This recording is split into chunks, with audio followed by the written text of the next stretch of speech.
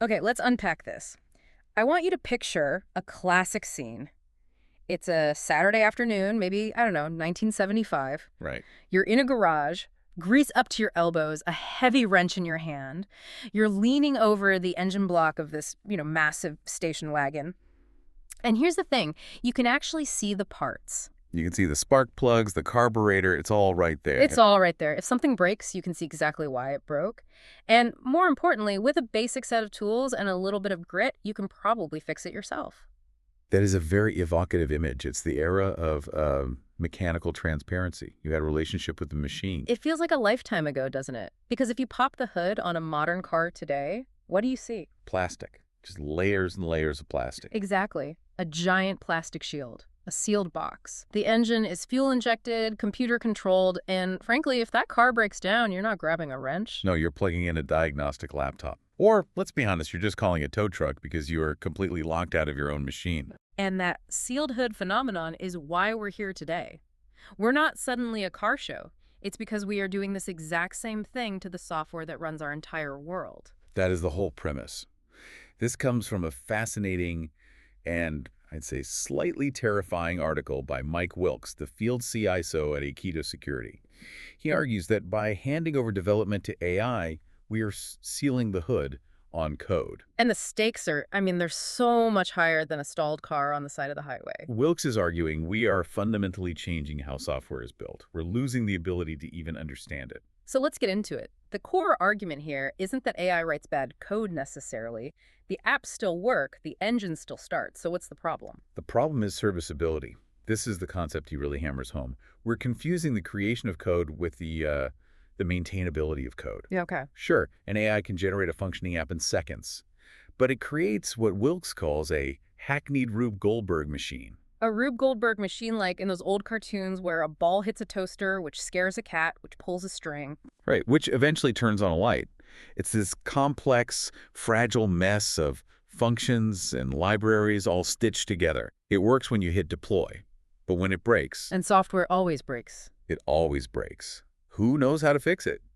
If the human developer didn't write the logic and they don't understand the underlying, pistons of the syntax, they can't service the vehicle. They're just staring at the sealed hood.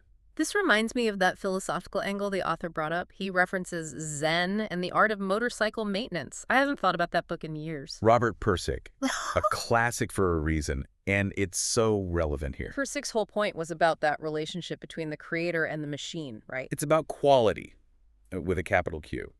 He argued that when you lose touch with the underlying machinery, when you stop understanding how the motorcycle works, you lose your connection to the quality of the output. You become a passive consumer. Exactly. You stop caring about the elegance of the solution because, well, you didn't struggle to find it. And in software terms, that means we're shipping code we don't understand, which means we don't actually know if it's safe or secure. We're just, trusting the black box. We're guessing. Yeah. And the data suggests we are guessing wrong.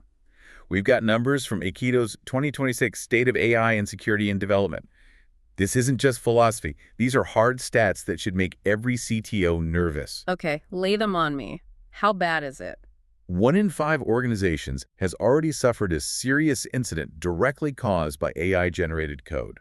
1 in 5. That's 20% of companies. That's huge. It is. If 1 in 5 cars crashed because of the engine manufacturing, we'd have a massive recall. Of course. And it gets worse. Almost 70% of organizations have uncovered vulnerabilities that were introduced specifically by their AI coding assistants. So wait, we're speeding up development. Sure, we're shipping features faster. Yes. But we're also speeding up the introduction of security flaws. We're building faster cars with no brakes. That's a perfect way to put it. And this brings us to the people actually building these cars, or I guess the people watching the AI build them. The junior developer crisis. This part really struck a chord with me because it's about the future of the entire workforce. This is one of the most concerning long-term impacts. I mean, think about how you learn to do anything difficult. How do you learn to write or cook or, fix that car back in the 70s? You messed up. You script a bolt. You burned the dinner. You had to figure out why it happened so you didn't do it again. Exactly. You struggled. That struggle is where the learning happens. It's the friction that creates the neural pathways. But early career engineers today, they're bypassing that struggle. They work entirely at the abstraction layer. So they just ask the AI for a function, it spits it out, and they paste it in. They never see the spark plugs. Never. They don't see the memory management or the network protocols. So when the system fails, They're helpless. worse than helpless. They lack the intuition to even prevent the failure. They don't have the battle scars or the foundational grit to look at a piece of AI code and say, wait a minute, that looks insecure, or that logic is going to crash the database under load. They just assume the AI knows best. And it creates this weird dynamic mentioned in the article where humans are technically in the loop, but they're not actually driving. The author quoted someone saying humans are only kept in the loop so they can be thrown under the bus when something goes wrong. Which brings us squarely to the accountability void. If an AI writes a vulnerability that causes a massive data breach, who's responsible? I mean, who do you fire? The article mentions a survey on this, and the answers were all over the map. Total chaos. Some said the engineering team, some said security, some blamed the vendor who built the AI.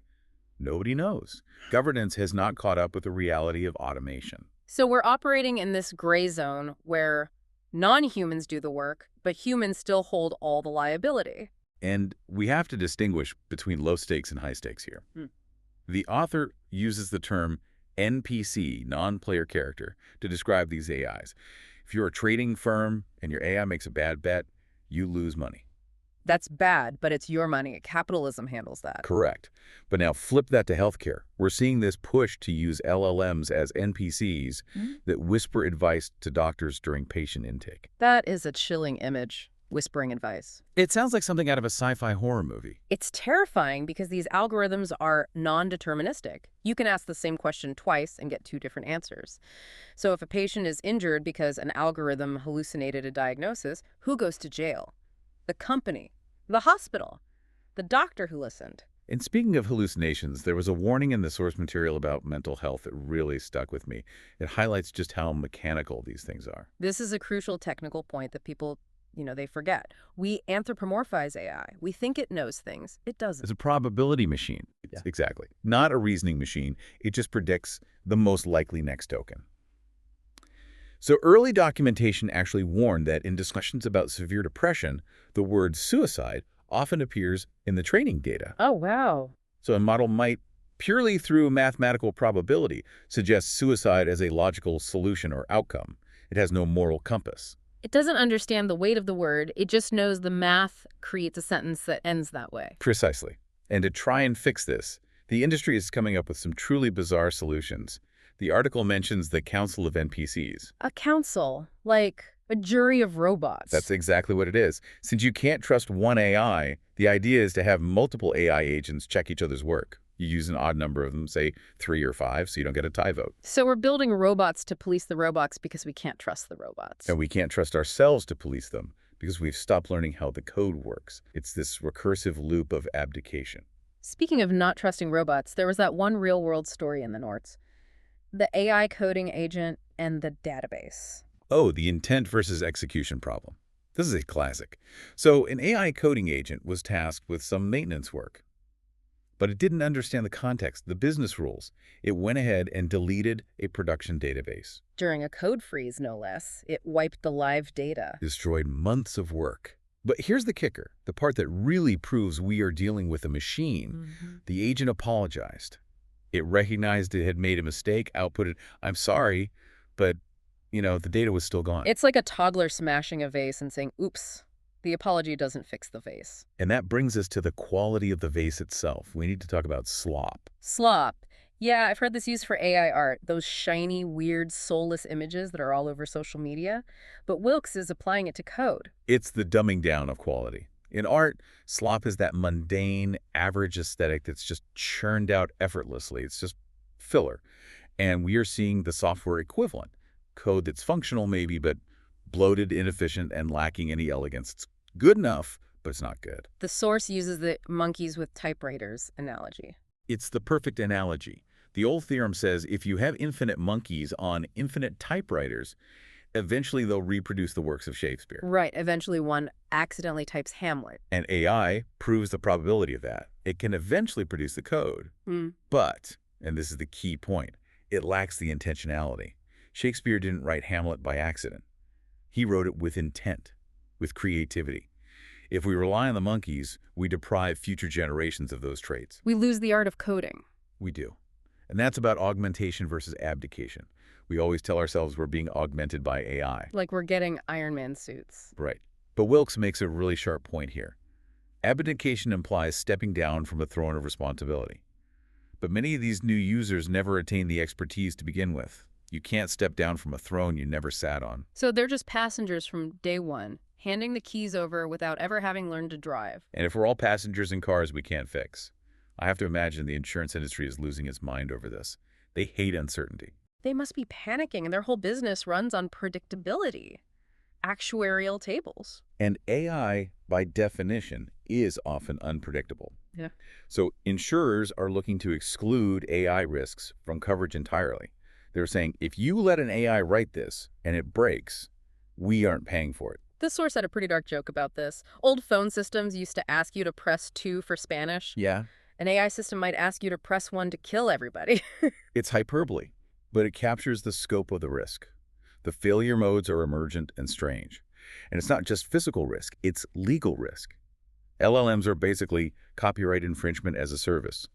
The legal battles over who owns this stuff haven't even really started yet. So companies are scared. They know the risk is rising. So what do? They buy more security tools. But the source calls this tool sprawl. And it's a paradox. Yeah. The research shows that teams with more security tools actually had more incidents. Wait, how does that work? More security equals less security. Because complexity is the enemy of security. Tool sprawl creates noise, it creates alert fatigue. If you have 50 alarms ringing, you just stop listening to all of them. Some cures are worse than the disease. Wilkes makes this great distinction between certified and qualified professionals. He says, the first person to get a PhD didn't have one. I loved that line. It's so profound. Certification is about ticking boxes.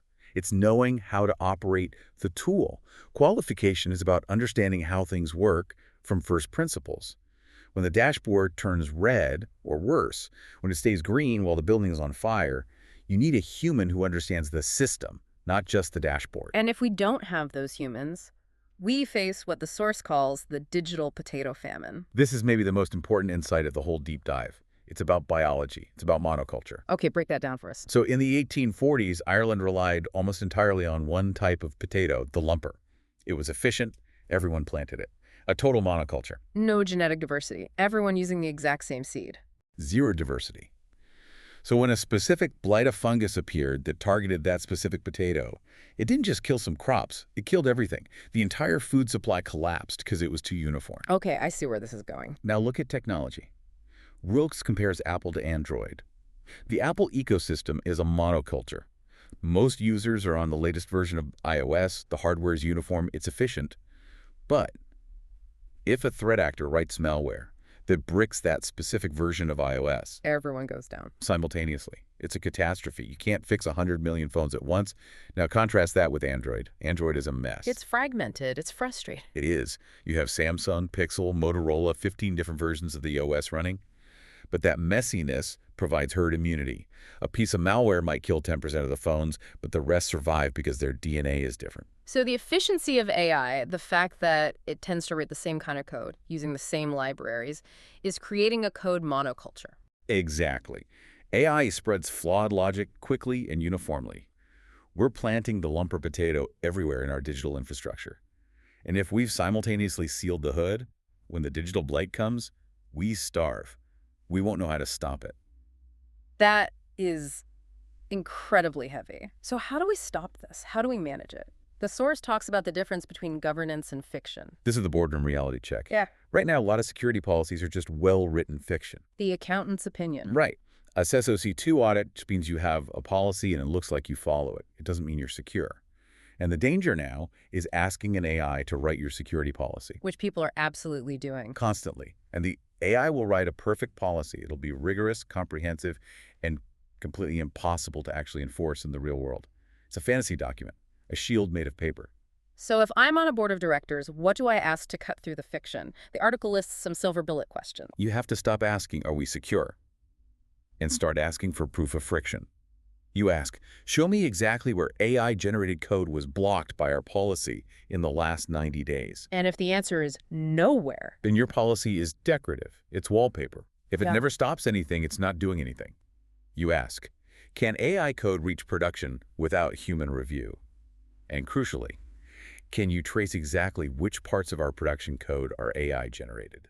If the CISO can't answer those questions, Then they don't have governance. They have a story they tell themselves to feel safe while the monkeys are typing away in the server room. wow. Okay, we have covered a lot of ground. From greasy garages to robot juries to digital potato famines. It really feels like the big takeaway is that AI is an amplifier. That is the perfect word for it. It amplifies your organizational culture. If you have good security DNA, if you understand the pistons, and you use AI to check your work, it will make you faster and safer. What if you're lazy? If you lack discipline? AI will just amplify your incompetence. It will speed up your bad habits to a scale you can't control. It lets you make mistakes at the speed of light. The danger isn't the tool. It's us. It's our willingness to hand over the keys and sit in the back seat. It's the abdication. We are trading understanding for convenience. And in the short term, that feels great. The car runs. But we're eroding the very skills that let us fix the world we're building.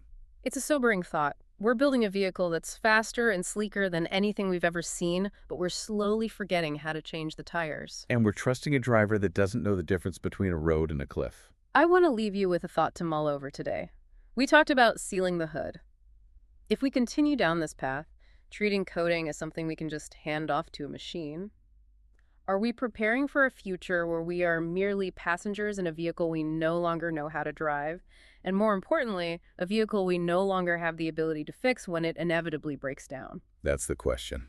Thanks for diving in with us. Stay curious, and maybe go learn how a spark plug works. Couldn't hurt. See you next time.